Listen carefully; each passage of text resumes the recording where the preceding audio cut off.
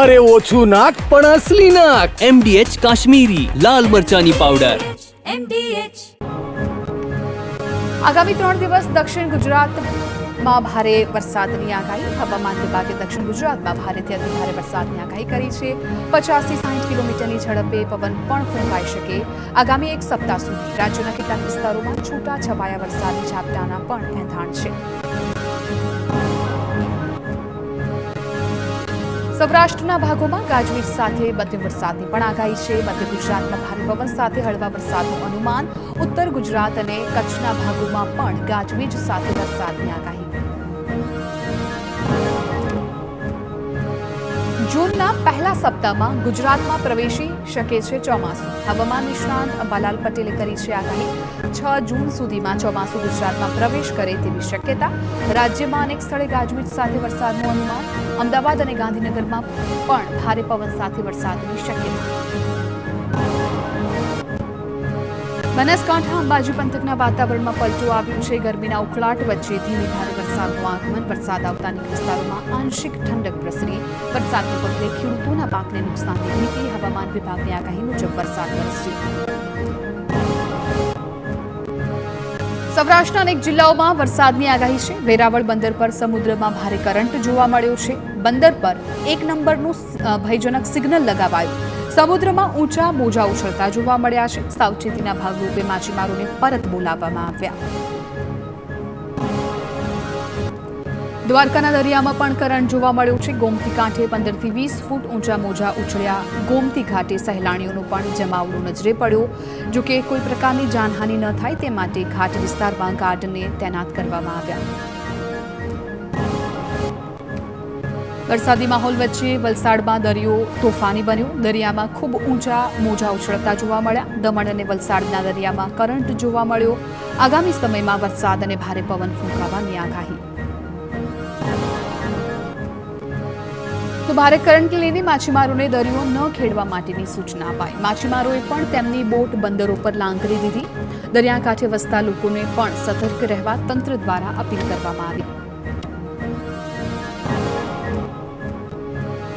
ડાંગ જિલ્લામાં વાતાવરણ પલટાયું છે. ગિરિમથક સાપુતારા ખાતે ધુમ્મસને લઈને આહલાદક વાતાવરણ છવાયું છે. સતત 2 દિવસ વરસેલા ઝરમર વરસાદ બાદ ધુમ્મસભર્યું વાતાવરણ જોવા મળ્યું છે. ધુમ્મસભર્યા વાતાવરણ અને વરસાદ બાદની ઠંડકથી સહેલાણીઓમાં ખુશી છે. ડાંગના પર્યટન સ્થળ સાપુતારાની સુંદરતા 16 કળાએ ખીલી છે. મે મહિનામાં વરસાદથી સાપુતારા ગિરિમથકમાં પ્રવાસીઓ ઉમટ્યા. સાંસદ ધવલ પટેલે ડાંગના પર્યટન સ્થળની મુલાકાત લઈ લોકોને ડાંગનો પ્રવાસ કરવા માટે આમંત્રણ આપ્યું.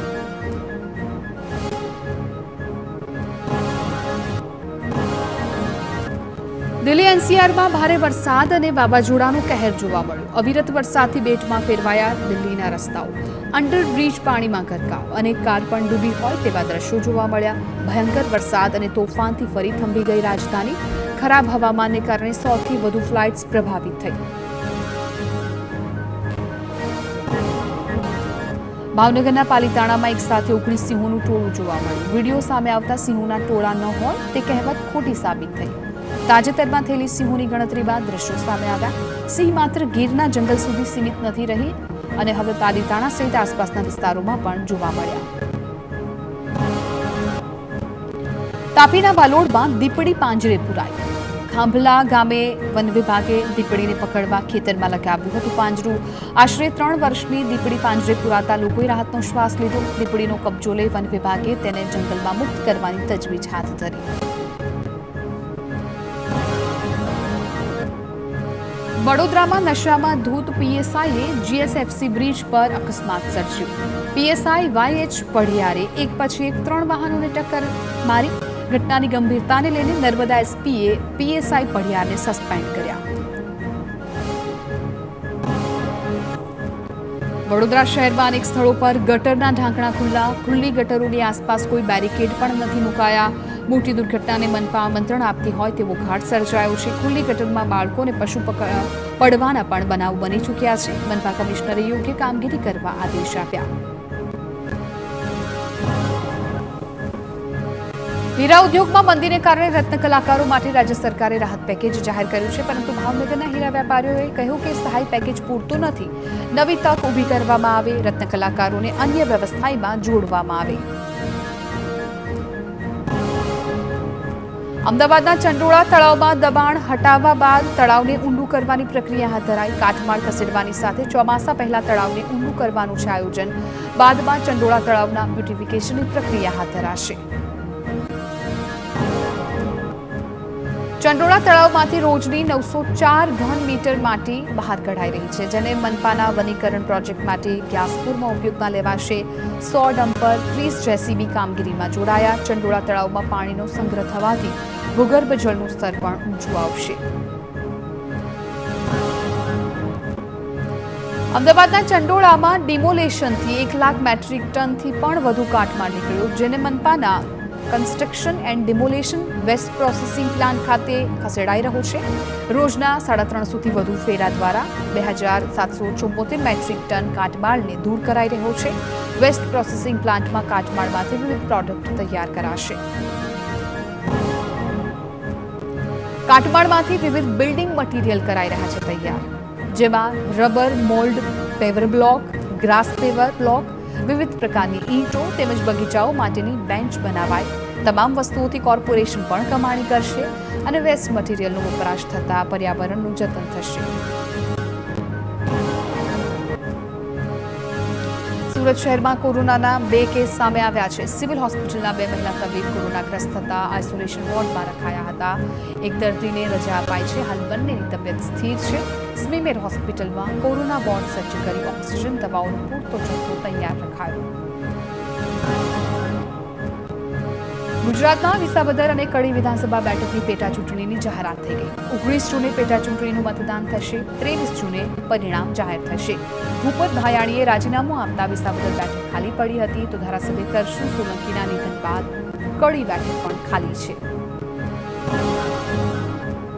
વિસાવદર બેઠક પર આમ આદમી પાર્ટી ગોપાલ ઇટાલિયાને ઉમેદવાર તરીકે જાહેર કર્યા છે. ડિસેમ્બર 2023માં ભાયાણી રાજીનામું આપી ભાજપમાં જોડાતા વિસાવદર વિધાનસભા બેઠક ખાલી પડી. 1995માં વિસાવદર બેઠક જીતી કેશુભાઈ પટેલ પહેલીવાર સીએમ બન્યા હતા.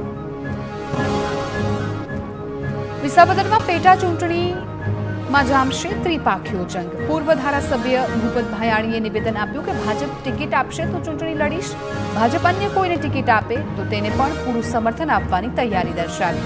ધારાસભ્ય કોઈ પણ બને, પ્રજાના કામો થાય તે મહત્વનું હોવાનું ભૂપત ભાયાણીએ જણાવ્યું. વિસાવદરની પેટા ચૂંટણી લડવાની હર્ષદ રીબડિયાએ પણ તૈયારી દર્શાવી. કહ્યું કે જો પાર્ટી ટિકિટ આપશે તો ચૂંટણી લડીશ. જંગી મતોની લીડથી ચૂંટણી જીતવાનો દાવો પણ કર્યો. વધુમાં કહ્યું કે ટિકિટ ગમે તેને મળે, જીત ભાજપની જ થશે. વિસાવદરની પેટા ચૂંટણી મુદ્દે આપ પ્રદેશ અધ્યક્ષ ઈસુદાન ગઢવી તેમજ ઉમેદવાર ગોપાલ ઇટાલિયાનું નિવેદન. કહ્યું કે વિસાવદરની ચૂંટણી માટે આપ સંપૂર્ણપણે તૈયાર. ગુજરાતનો દરેક ખેડૂત વિસાવદરની ચૂંટણી લડી રહ્યો છે. ગોપાલ ઇટાલિયાએ વિસાવદરમાં આમ આદમી પાર્ટીની જીત નિશ્ચિત હોવાનો વિશ્વાસ વ્યક્ત કર્યો. પેટા ચૂંટણીની જાહેરાત અંગે શક્તિસિંહ ગોહિલનું નિવેદન. કહ્યું કે વિસાવદર અને કડીની પેટા ચૂંટણી માટે કોંગ્રેસ સજ્જ. બંને બેઠકો માટે 4 પ્રભારીની નિમણૂક કરાઈ. કડી માટે ગેનીબેન, જિગ્નેશ મેવાણી, કિરીટ પટેલ અને રઘુ દેસાઈ, તો વિસાવદર માટે ધાનાણી, ઇન્દ્રનીલ રાજ્યગુરુ, પુંજાવંશ અને વશરામ સાગઠિયાને પ્રભારી બનાવાયા છે. 1 જૂન સુધીમાં કોંગ્રેસના ઉમેદવારો બંને બેઠકો પર ફોર્મ ભરશે, તેમ પણ શક્તિસિંહે જણાવ્યું. પેટા ચૂંટણીની જાહેરાત બાદ ભાજપે બંને બેઠકો પર જીતનો વિશ્વાસ વ્યક્ત કર્યો. કહ્યું કે વિસાવદર બેઠક પર આ વખતે ભાજપનો વિજય થશે.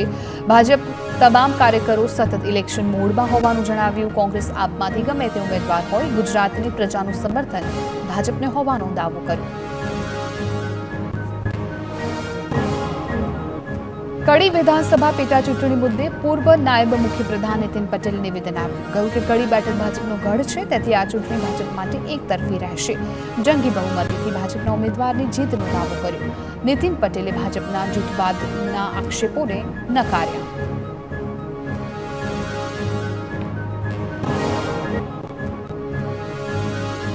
કડી અને વિસાવદર બેઠક પર હજારો મતની લીડથી ભાજપ જીતશે તેવું પ્રધાન ઋષિકેશ પટેલે કહ્યું કે 2001થી કોંગ્રેસ કે અન્ય કોઈ પાર્ટીને ગુજરાતે સ્વીકારી નથી. કડી બેઠક પર જંગી બહુમતીથી જીત મેળવવાનો વિશ્વાસ વ્યક્ત કર્યો. વિધાનસભાના પૂર્વ અધ્યક્ષના પુત્રની કંપનીઓ સામે 8.50 કરોડ વસૂલવા કેસ. નીમાબેન આચાર્યના પુત્ર મૌલીન આચાર્યની કંપની રિંગલ શિપિંગ સામે જામનગરની પેઢીએ કેસ કર્યો. વર્ષ 2016થી 2021માં કરેલા કામોના નાણાં ન ચૂકવાયાનો આરોપ. નાણાં વસૂલાત માટે નેશનલ કંપની લો ટ્રિબ્યુનલમાં ફરિયાદ દાખલ કરાઈ. પીએમ મોદી 26 મે સાંજે અમદાવાદમાં ભવ્ય રોડ શો યોજશે અને આ રોડ શોને લઈને તૈયારીઓનો ધમધમાટ જોવા મળી રહ્યો છે. આરોગ્ય પ્રધાન ઋષિકેશ પટેલે અમદાવાદમાં પીએમ મોદીના રોડ શોની તૈયારીઓની સમીક્ષા કરી. ગુજરાતના રાજ્યપાલ આચાર્ય દેવવ્રતે એસટી બસમાં મુસાફરી કરી. પ્રોટોકોલને બાજુએ રાખી નાગરિકો સાથે મુસાફરી કરી ગાંધીનગરથી આણંદ પહોંચ્યા. સહજ અને સાદગીભરી સફર દરમિયાન રાજ્યપાલે મુસાફરો સાથે સંવાદ પણ કર્યો. લોકો સાથે એસટી બસમાં કરેલી સફરને રાજ્યપાલે અવિસ્મરણીય ગણાવી. દેશભરમાં આજે યુપીએસસીની પ્રિલિમ પરીક્ષા યોજાઈ. અમદાવાદમાં પણ 58 કેન્દ્રો પર પરીક્ષાનું આયોજન. 2 સેશનમાં અલગ અલગ પેપરની 17,000થી વધુ વિદ્યાર્થીઓ આપી પરીક્ષા. પરીક્ષા કેન્દ્રો પર ચુસ્ત સુરક્ષા અને ચેકિંગ વચ્ચે શાંતિપૂર્ણ માહોલમાં પરીક્ષા યોજાઈ. નર્મદાના દેવ મોગરામાં સાધુ સંતોનું સંમેલન યોજાયું. આદિવાસી વિસ્તારોમાં લોભ લાલચ આપી થતા ધર્મ પરિવર્તન રોકવા સંત સંમેલન યોજાયું. શિક્ષણ મેડિકલ સુવિધાની લાલચ આપી ધર્મ પરિવર્તન કરાતું હોવાનો આક્ષેપ. ભરૂચના સાંસદ મનસુખ વસાવાએ કહ્યું કે વટાળ પ્રવૃત્તિ સામે આદિવાસી સમાજ જાગૃત થાય તે જરૂરી. ભાવનગરના મહુવામાં યુવતી સાથે દુષ્કર્મ કરનાર ભુવો ઝડપાયો. પીડિતાએ પિતૃ તર્પણની વિધિ માટે આરોપી ભુવાનું કર્યું હતું સંપર્ક. જોકે પીડિતાને ઘરમાં બંધ કરી ભુવાએ દુષ્કર્મ કર્યું હતું. બાદમાં મારી પીડિતાએ ફરિયાદ નોંધાવતા પોલીસે નરાધમની ધરપકડ કરી. પંચમહાલમાં નકલી ચલણી નોટ સાથે શખ્સ ઝડપાયો. પોલીસે 500ના દરની 361 નકલી નોટ ઝડપી. બાતમીના આધારે વિરાણિયા ગામના શખ્સને પોલીસે ઝડપી પાડ્યું. આરોપી નોટ ક્યાંથી લાવ્યો અને કેટલી નકલી નોટ બજારમાં ફરતી કરી તેની તપાસ હાથ ધરી. જામનગરમાં રિક્ષા ચાલક યુવકને લગ્નના નામે છેતરનાર 2 લોકોની ધરપકડ. બંને આરોપીઓએ મહારાષ્ટ્રના અકોટા ગામની યુવતી સાથે કરાવ્યા હતા લગ્ન. તેના માટે 1,80,000ની રકમ લીધી હતી. યુવતી લગ્નના બીજા દિવસે ભાગી જતા યુવકે નોંધાવી હતી ફરિયાદ. પોલીસે લૂંટેરી દુલ્હનની પણ હાથ ધરી છે શોધખોળ. સુરત શહેરમાં શાતીર મોબાઈલ ચોર ઝડપાયો. લસકાણા વિસ્તારમાં પોલીસે 2 આરોપીની ધરપકડ કરી છે. આરોપીએ દિલ્હીથી સુરતમાં મોબાઈલ ચોરી કરવા માટે આવ્યા હતા અને અત્યાર સુધીમાં સુરતમાંથી મોબાઈલની ચોરી કરી 9 જેટલા મોબાઈલ ચોર્યા. આ વખતે ચોરીનો મુદ્દામાલ લઈ રફુ ચક્કર થાય એ પહેલા પોલીસે આરોપીઓને દબોચી લીધા. અમદાવાદના ઓઢવમાં તસ્કરોએ એટીએમને બનાવ્યું છે નિશાન. તસ્કરોએ સીસીટીવી તોડી ચોરીનો નિષ્ફળ પ્રયાસ કર્યો. પોલીસે ગુનો નોંધી 1 આરોપીની ધરપકડ કરી. આરોપી પાસેથી કટર, મોબાઈલ સહિતનો મુદ્દામાલ પણ જપ્ત કર્યો. રાજકોટમાં સમૂહ લગ્નના નામે છેતરપિંડીના કેસમાં મુખ્ય આરોપી ચંદ્રેશ છત્રોલાની ધરપકડ. અગાઉ 3 આરોપીની થઈ ચૂકી છે ધરપકડ.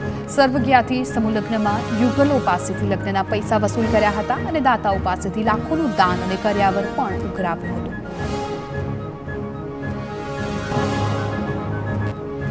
જૂનાગઢ પોલીસે ગાંજા સાથે 2 આરોપીની ધરપકડ કરી છે. પકડાયેલા શખ્સો પાસેથી 2 કિલો 557 ગ્રામ ગાંજાનો જથ્થો જપ્ત કર્યો છે. પોલીસે ₹25,570ની કિંમતનો ગાંજાના મુદ્દામાલ જપ્ત કરી તપાસ હાથ ધરી છે.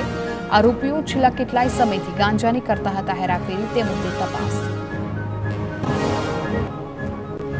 બોટાદમાં 13 ગ્રામ એમડી ડ્રગ્સ સાથે શખ્સની ધરપકડ. આરોપી પાસેથી 1,31,000ની કિંમતનું ડ્રગ્સ જપ્ત. કારની તપાસ દરમિયાન નાનો વજન કાંટો પણ મળી આવ્યો.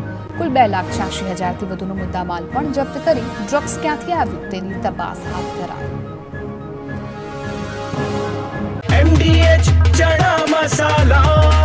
હવે છોલા હોય કે ચોળા, સફેદ ચણા હોય કે કાળા ચણા, બધું મજેદાર બનશે.